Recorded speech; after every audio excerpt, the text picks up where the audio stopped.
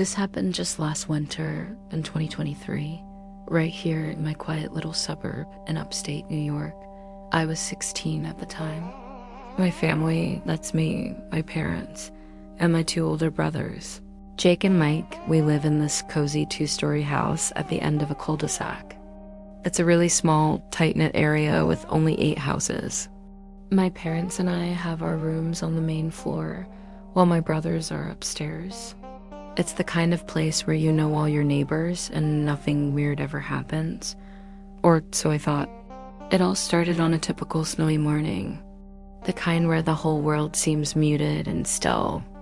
I was in the bathroom, half asleep, just going through the motions of brushing my teeth when my brother Jake burst in. He was laughing, which was his normal state, but there was this weird excitement in his voice. He said, "Want to spot a creep? You have to see this." Confused but definitely intrigued, I rinsed my mouth and followed him into my parents' bedroom, which has the best view of the street. I looked through the frosted window across our wide driveway, and that's when I saw him.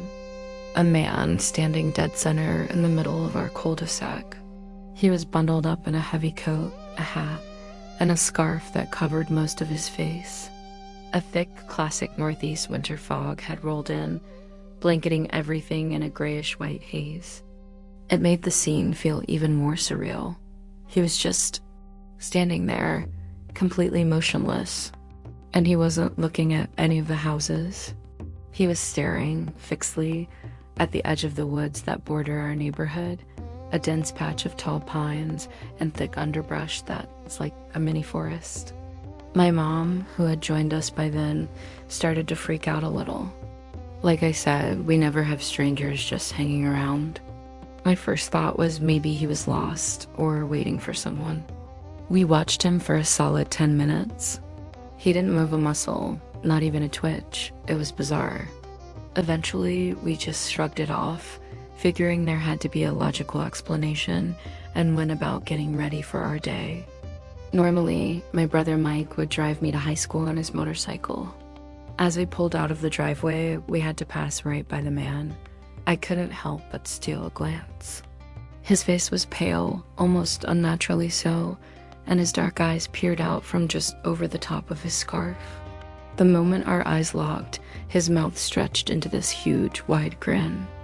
It wasn't a friendly smile. It was unsettling and completely out of place. A shiver went down my spine. Was he smiling at me? Or was he smiling at the trees he'd been staring at? I couldn't shake the creepy feeling. School was a good distraction, and for a few hours, I managed to forget about him. But that afternoon, around 3 p.m., I was heading home in an Uber, and there he was. Same guy, same exact spot, same intense stare into the woods. He had been standing there, immobile, for at least 8 hours in the freezing cold fog. The initial weirdness turned into genuine horror. My Uber driver must have sensed my unease because he instinctively veered away, and I only caught a glimpse of his back as we drove past. Later that evening, my dad got home from work, much later than usual. As he came in, shaking off the cold, he said, "Did you guys see that statue guy out there? He's been there since I left for work this morning." He told us he actually walked over to the man earlier in the day to ask if he was okay or needed help, but the man didn't respond. He didn't even acknowledge my dad was there, just kept staring into the woods.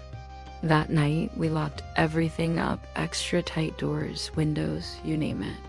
Before I went to bed, I couldn't resist one last look.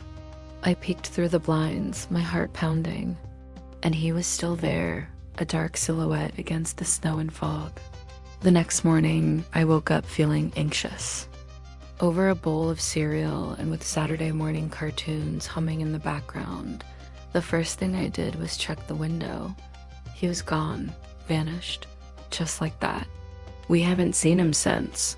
We asked all the neighbors, but no one knew who he was or why he was there. The questions still linger in my mind.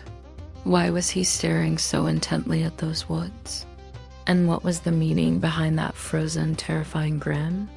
It's a mystery that remains unsolved, and honestly, that haunting smile is something I don't think I'll ever forget. What do you guys think? Have you ever experienced anything like this? Let me know your theories in the comments below.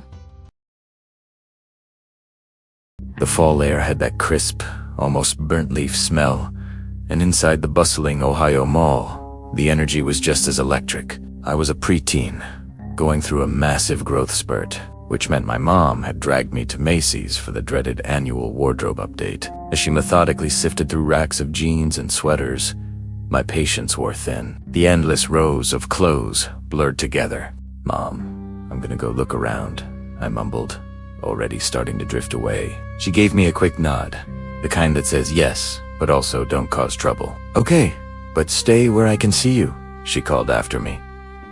Famous last words, right? I wasn't trying to go far, just exploring the maze of displays. That's when I saw her, across the aisle, near the mannequins, dressed in glittery formal wear. She was towel-draped head to toe in black, a stark contrast to the colorful chaos of the department store. Her hair was a waterfall of raven black, falling over her shoulders, but it was her face that made my blood run cold. She was staring directly at me. Her eyes, they were unnaturally wide, bulging from their sockets, as if they were trying to escape her skull. Black mascara was smeared down her cheeks in messy, tear-like streaks, which only made the intensity of her gaze more terrifying. A jolt of pure primal fear shot through me. I felt like a deer caught in the most horrifying headlights imaginable. My first instinct was to find my mom. I whipped my head around, frantically scanning the area where I'd left her. Nothing. She was gone, swallowed up by the racks of clothing. Panic started to bubble in my chest, hot and tight. Primera, das, a, ese, alone. I forced myself to turn back, praying the woman had moved on, that maybe I'd imagined the whole thing. But she was closer now. Not by much, just a few feet, but definitely closer. And she was smiling. It wasn't a friendly smile. It was a grotesque, stretched out grin that didn't reach her wide, staring eyes. It was the kind of smile you see in nightmares, a silent scream frozen on a face. I was completely This was the era before every kid had a phone, so calling for help wasn't an option. My brain screamed to run, but my feet were glued to the floor.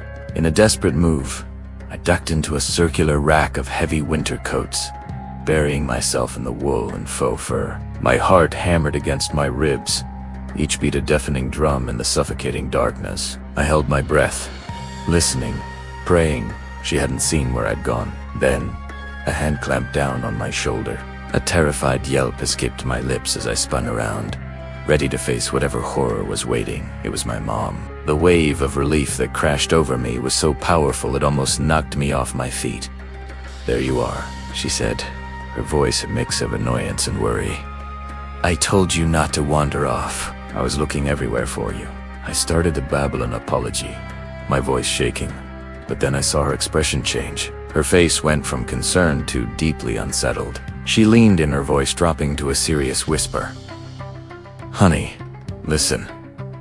Did you happen to see a strange lady? Tall, with long black hair, and these really crazy, wide eyes." Every ounce of air left my lungs. My heart didn't just stop. "It plummeted." She had described the woman exactly. The same woman who was just feet away from me. I could only manage a slow, terrified nod. "She was staring at me," I whispered, the words barely audible. My mom's face grew dark. Without another word, she grabbed my arm, her grip firm, and practically dragged me to the nearest checkout counter. She paid faster than I'd ever seen her move, and we hurried out of the store, out of the mall, and into the cool night air. I kept looking over my shoulder, but there was no sign of pursuit. We never saw her again, but the image of those bulging eyes and that stretched, silent smile is burned into my memory forever. To this day, I get chills thinking about it. Was she just watching me? Or was she watching my mom, too? It's a question I hope I never find the answer to. Thanks so much for listening to my story. If you have any creepy encounters of your own, I'd love to read them in the comments. Don't forget to like this video and subscribe for more strange tales. Stay safe out there. Hey everyone, my name is Lisa and I'm recording this in August of 2024.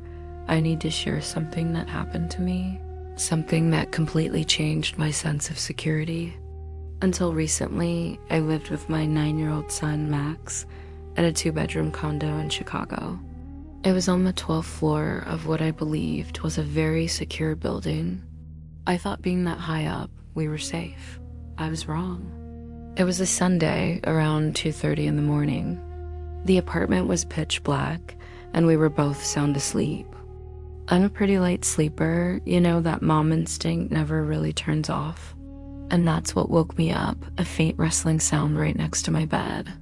I felt a slight movement and then I saw it. My phone, which had been charging on my nightstand, was being lifted into the air. My first thought was, Max, you little rascal. I figured he'd snuck into my room to grab my phone to watch Netflix, something he's tried to do before. I mumbled, Max, get back to bed, but there was no response.